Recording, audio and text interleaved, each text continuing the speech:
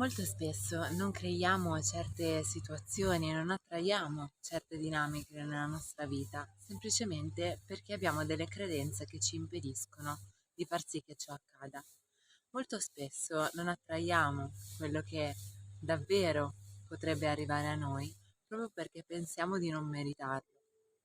E quindi una delle cose più importanti da fare, che è anche una delle prime cose che faccio in coaching quando seguo le persone, è proprio andare a comprendere quelle che possono essere le credenze limitanti. Credenze come non merito, non valgo, non sono abbastanza. Chi è nel mondo del lavoro su di sé già ne ha sentito parlare. Nello stesso tempo bisogna vedere se è stato compreso da un punto di vista profondo, nel senso che da un punto di vista teorico potresti essere consapevole che avevi questa credenza e magari ci hai anche lavorato, ma da un punto di vista di cuore, da un punto di vista profondo, sei sicuro di essere andato oltre questa credenza?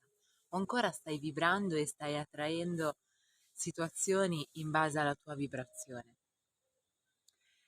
Tante persone credono che la vita sia una lotta, che la vita sia fatica, che la vita sia un insieme di doveri, di cose che bisogna fare, di cose che si devono fare, un insieme di mix di emozioni come senso di colpa, paura, tristezza, rancore, rabbia, frustrazione.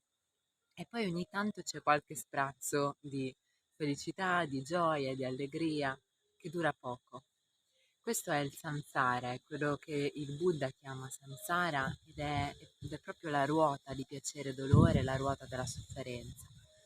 Quello che devi fare per riuscire a liberarti da tutto questo è tornare a connetterti con ciò che davvero sei. Sei un essere divino. Qualcuno ha detto siamo fatti a immagine e somiglianza di Dio. E nel momento in cui comprendi questo, ti rendi anche conto che meriti qualunque meraviglia, meriti tutto ciò che la vita può donarti, meriti tutta la bellezza che questo pianeta può offrire. E molto spesso quello che ti impedisce di attrarre abbondanza, felicità, amore, sono proprio le tue credenze. Le credenze sono come delle barriere che metti tra te e la felicità, tra te e l'amore, tra te e la libertà. E allora magari potresti fare una vita diversa, ma non hai il coraggio di lasciare andare la tua zona di comfort. E allora magari potresti vivere in una vita da sogno, ma non lo fai semplicemente perché una parte di te pensa di non meritarlo, pensa che la vita è una lotta, pensa che non è giusto vivere nella gioia, vivere nella felicità. È come se tante persone pensassero che devono scontare qualcosa qui e magari è anche vero perché il karma esiste. Nello stesso tempo, quando ti connetti davvero, come ci hanno insegnato i grandi maestri, a ciò che realmente sei, riesci ad andare anche oltre il karma, perché la consapevolezza brucia le radici del karma. Non fraintendermi, non pensare che adesso facendo 2 meditazioni brucerai le radici del karma. Le radici del karma vengono bruciate nel momento in cui diventi davvero ciò che sei, torni ad essere davvero ciò che sei e torni a manifestare l'essere risvegliato, illuminato che davvero sei. Per fare questo ci vuole un lavoro su di sé, ci vuole disciplina, ci vuole forza di volontà, ci vuole una sorta di guerriero interiore che è dentro di te e che sceglie di combattere il suo ego, che sceglie di combattere queste credenze e che sceglie di vincere la sua battaglia. E ad ogni piccola battaglia il potere interiore aumenta e più il potere interiore aumenta e più tu sei libero, libero di esprimerti, libero di essere, libero di attrarre qualunque cosa tu possa meritare. Tante persone mi dicono che bello, sei fortunata che sei lì, sei fortunata a vivere in questo modo e così via. La fortuna non esiste. La fortuna è data da ciò che noi creiamo, da ciò che noi crediamo e dal nostro karma. E il nostro karma l'abbiamo creato noi, è il frutto delle nostre azioni. E quello che andrai a creare nel tuo futuro è il frutto delle tue azioni, del tuo presente. Quindi che cosa stai facendo adesso? Stai vibrando verso la luce? Stai andando verso l'amore? Stai andando verso la gioia? Oppure stai muovendo ancora delle energie basse? Stai vibrando ancora di quel colore grigio che si vede quando inizi a vedere le aure? Qual è la tua vibrazione? Quali sono le tue credenze? Che cosa credi che sia la vita? Che cosa credi che tu sei? Che cosa credi di meritare? Che cosa credi che è giusto per te?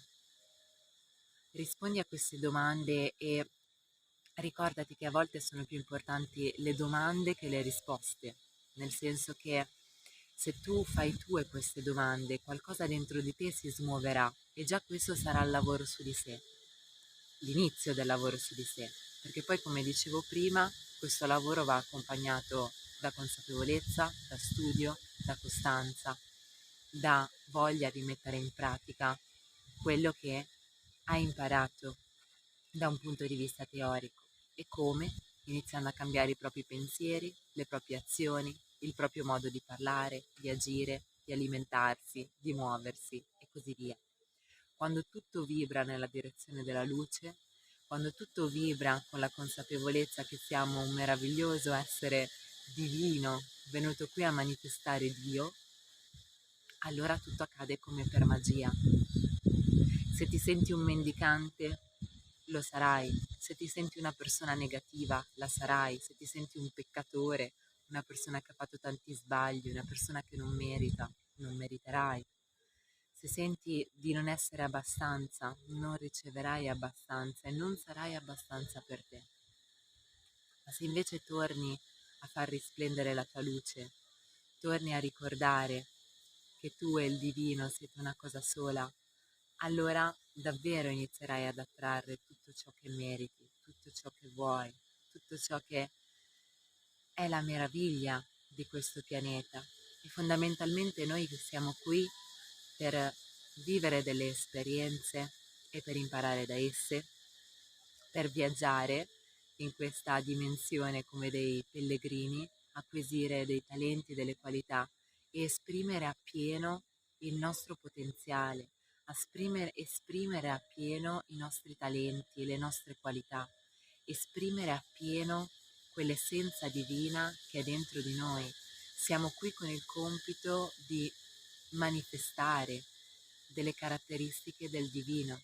E come nell'induismo ci sono tante divinità diverse, Shiva, Shakti e così via, e ogni divinità rappresenta una caratteristica, anche noi, come immagine e somiglianza del divino, veniamo qui con delle specifiche caratteristiche, con degli specifici talenti, con delle specifiche qualità e siamo qui per esprimere al meglio queste caratteristiche.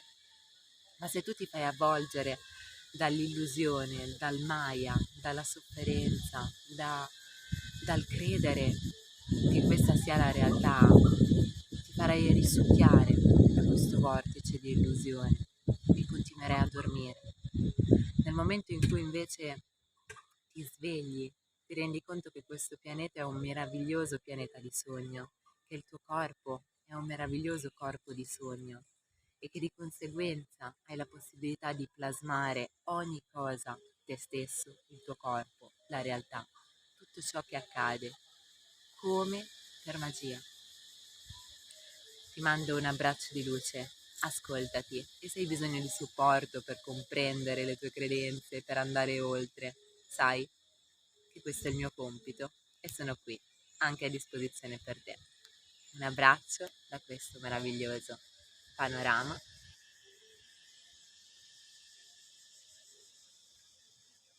Illumina il mondo. Namaste.